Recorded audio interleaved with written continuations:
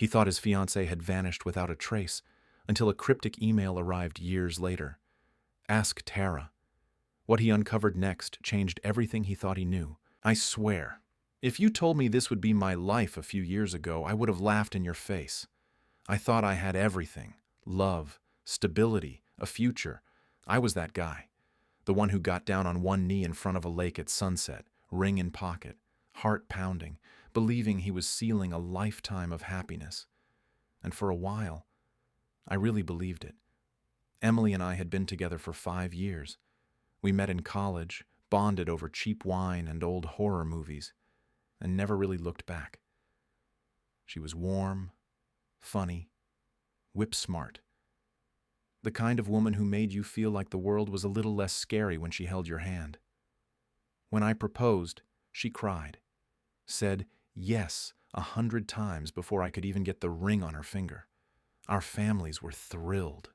We spent over a year planning the wedding.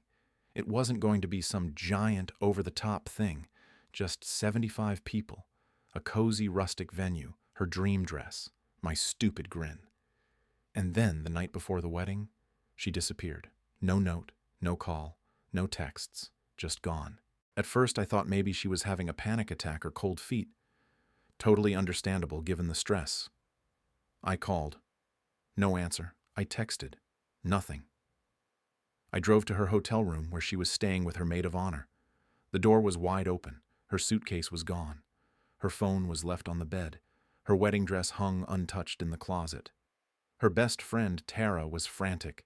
She swore up and down that Emily had gone to get some air around 9 p.m. and never came back. Said she thought Emily was just overwhelmed. But something about Tara's face was off. Pale, shaky, too rehearsed. I called the police that night. They opened a missing persons case, took my statement, and for a while it was pure chaos. No leads, no signs of foul play, no credit card activity, nothing. She had just vanished. And here's the thing that still haunts me. The morning of the wedding, when I stood in that chapel, tux on, flowers in place, music playing, I still hoped, still thought maybe she'd walk through that door and this would all be a horrible misunderstanding. She didn't. We canceled the ceremony. Guests were confused. Some whispered about cold feet, others about a secret affair. I couldn't answer a damn thing. I didn't know. Weeks passed, then months. Her family was devastated. Her mom kept leaving voicemails begging her to come home. I drank a lot, quit my job, moved out of our apartment because every corner smelled like her perfume. I checked missing persons forms every night before bed like some sick ritual. Eventually, everyone told me to move on. And I tried. I did. Until 3 years later, when I got an anonymous email with just 2 words, Ask Tara. I stared at that email for an hour. Just 2 words, no subject line, no sender name, just Ask Tara. I hadn't spoken to Tara since the wedding. She moved across the country not long after Emily disappeared. We'd exchanged a couple awkward texts in the aftermath, mostly her checking in on me. But after a while, like everyone else, she faded out of my life. Still, I couldn't ignore it. Something inside me knew. I called her that night. Her voice trembled when she answered. Tara, I need you to be honest with me, I said. What happened to Emily? There was a long silence. Then she started crying. Don't do this, she whispered. I thought we were past all this. I wasn't angry. Not yet. Just tired. I got an email today. It said, Ask Tara. That's it. So I'm asking. Her voice changed. Cold. Defensive. You should let it go. It's been 3 years. Just tell me the truth, please. She hung up. I felt like I was going insane again. I couldn't sleep. Couldn't eat. I reread every old message between Emily and Tara, trying to find anything that stood out. Then I remembered something weird. Weeks before the wedding, Emily had mentioned wanting to go on a girls' trip with Tara. She'd said it like an offhand comment, but now it felt loaded. I did some digging. Tara's social media had been inactive since 2022, but I found a mutual friend tagged her in a photo just 2 months ago. She was at a winery in Oregon. I zoomed in. There in the background, blurry but unmistakable, was a woman with long brown hair, the same side profile, the same birthmark on her collarbone that Emily had, laughing, holding a glass of wine. It was her. I drove 10 hours the next day, straight to that winery, and I found her. She was pouring samples behind the counter. Her name tag said, Marie. Our eyes met, and her face crumbled. She dropped the bottle and whispered, "Oh my God." I didn't sleep that night.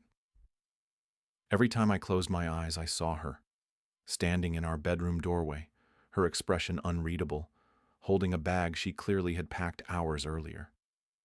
At 5 a.m., I got up and sat on the edge of the bed, trying to piece it all together.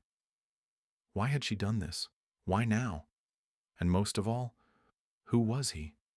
I hadn't asked. Maybe I was afraid of the answer. Around 7 a.m., I got a text. It was from my sister. "Hey, just heard from Emma. I didn't want to be the one to say it, but you deserve to know. She's been seeing someone else for a while. I found out by accident last month, but didn't want to ruin things if it was just a phase. I'm sorry, bro." I stared at the screen, heart pounding. My own sister had known? She knew? Before I could reply, another message popped up. This one from Emma. "Please don't hate me. I couldn't keep pretending. I'll explain soon, I promise. Just give me space." Pretending? That's what our marriage had become? I went into full autopilot after that. I showered, got dressed, and headed to work like a zombie. Every moment felt surreal. Everyone at the office noticed I wasn't myself. My boss even pulled me aside and asked if I was okay. I lied. Of course I did. "Just tired," I said. But the rage was building beneath my skin. I needed answers, and I knew exactly who could give them to me. That night, I drove to her sister's house, the one she sometimes stayed with during arguments. Emma wasn't there, but her car, it was parked across the street, at his house. I recognized the address. It was one of her co-workers, Marcus. She'd mentioned him a few times, always casually. I didn't think anything of it. But now, it all clicked. The extra shifts, the sudden late meetings, the girls' weekends she never wanted to post about online. I felt sick. I parked a few houses down and just sat there watching. 2 hours passed. Then finally I saw the porch light flick on. The door opened. Emma stepped outside. She kissed him. Not a quick, guilty kiss either. A long, slow one. Then she walked to her car like it was the most normal thing in the world. That was it. I drove straight home, and for the first time since she left, I felt calm. Because I knew what I had to do next. The next morning, I called a lawyer. No more waiting. No more hoping for explanations that never came. No more pretending this marriage was anything but dead. I didn't tell Emma. I didn't need to. The divorce papers would do all the talking. But before I filed, I needed one more thing. Proof. Real, undeniable proof of her affair, in case she tried to twist the narrative. Because if there's one thing I've learned about betrayal, it's that cheaters rarely admit the whole truth, not unless they're forced to. So I hired a private investigator. It felt gross. I never thought I'd be that guy. But honestly, it was the smartest move I ever made. Within a week, I had photos. Her car parked overnight at Marcus's place, them holding hands at lunch, her sitting in his lap on his couch through a window. But the worst one, the one that gutted me, was a shot of them at my favorite hiking spot. The one Emma and I used to visit every fall. She'd taken him there. I guess nothing was sacred. I forwarded the evidence to my lawyer. We filed the paperwork the next day. Still, I didn't tell Emma. I wanted her to find out the way she made me find out. Suddenly. Painfully. Alone. She came home a few days later. Not to stay, just to grab a few more things. I kept it civil. Cold, but civil. She barely looked me in the eye. Then she said it. "I'm sorry for how I left. It wasn't fair. But I didn't know how else to do it." I stayed quiet. Just stared. "Marcus, it wasn't supposed to happen like this. We were friends. It just evolved. I never meant to hurt you." I nodded. Cool. She blinked. That's it? I handed her an envelope. Divorce papers. My lawyer's info is inside. He's expecting your attorney to reach out. She froze. You already filed? Yep. But we haven't even talked about anything. You made your decision the second you kissed him. Everything after that? Just noise. She looked like she wanted to cry. Good. She walked out holding that envelope like it was on fire. And just like that, Emma, the woman I thought I'd grow old with, was gone. It's been 6 months since Emma walked out with the divorce papers in her hand. At first, the silence in the house was unbearable. Every corner echoed with memories. The coffee mug she used, the dent in the couch from where she always curled up, the faint trace of her perfume on the closet door she never fully closed. I thought the quiet would kill me. But then, it didn't. Slowly, I started reclaiming the space.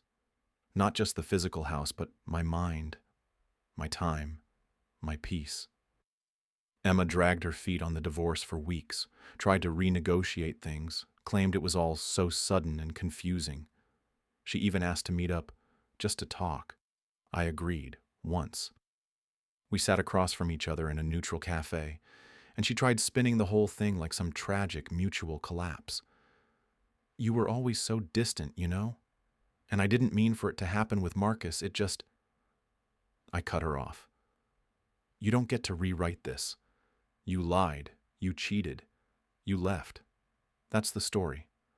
Don't insult both of us by pretending it was anything else. She blinked, stunned. I don't think she expected the spine I had grown. The final divorce settlement was clean. She got her stuff. I kept the house. No kids, no alimony, no drama. And Marcus? Well, about a month ago, I heard through a mutual friend that he got fired. Apparently, his little relationship with Emma wasn't so discreet after all.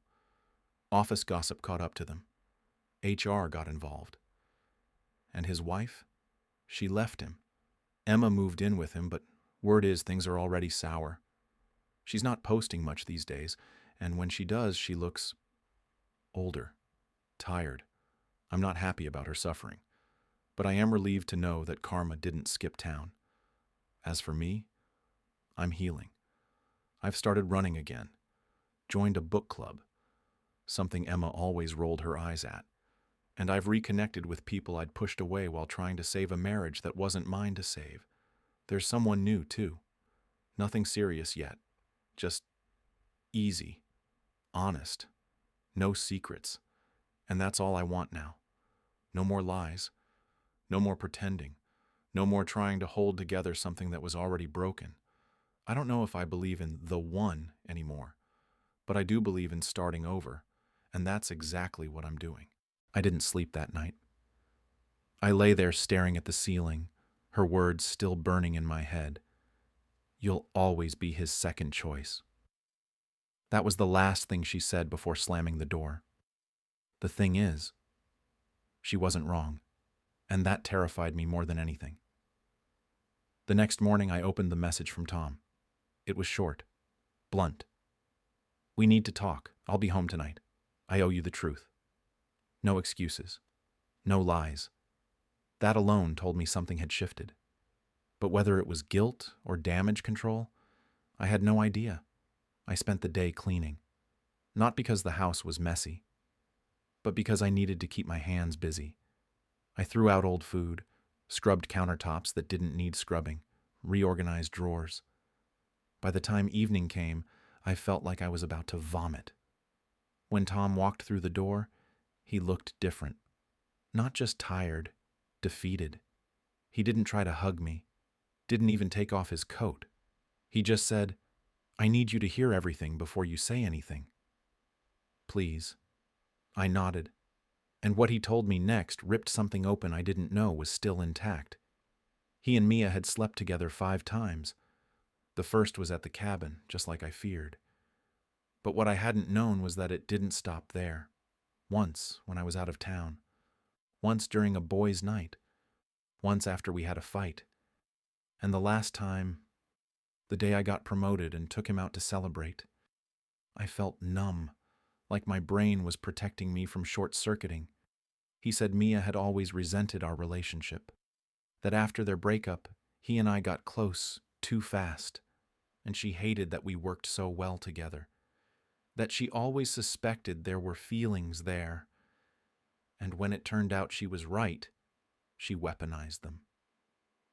But the worst part? He said he didn't stop her. That deep down, some part of him wanted to punish me for being too perfect, for always getting it right, that he resented me for not needing him the way he needed me. That broke me, because that meant it was never really about love. It was about power, about fear, about whatever damage he'd been carrying long before I met him. I didn't scream. I didn't throw anything. I just stood there and asked one question. Do you still love her? He didn't answer, and that was my answer. He slept on the couch that night. The next day, I packed a bag and left. I stayed at my friend Carla's for a week while I figured out what the hell to do with my life. There were moments where I almost texted him. Moments I wanted to scream at Mia, moments I hated myself for not seeing it sooner. But somewhere in that blur of tears and takeout and sleepless nights, I felt something shift. Clarity. Tom didn't break me. Mia didn't ruin me.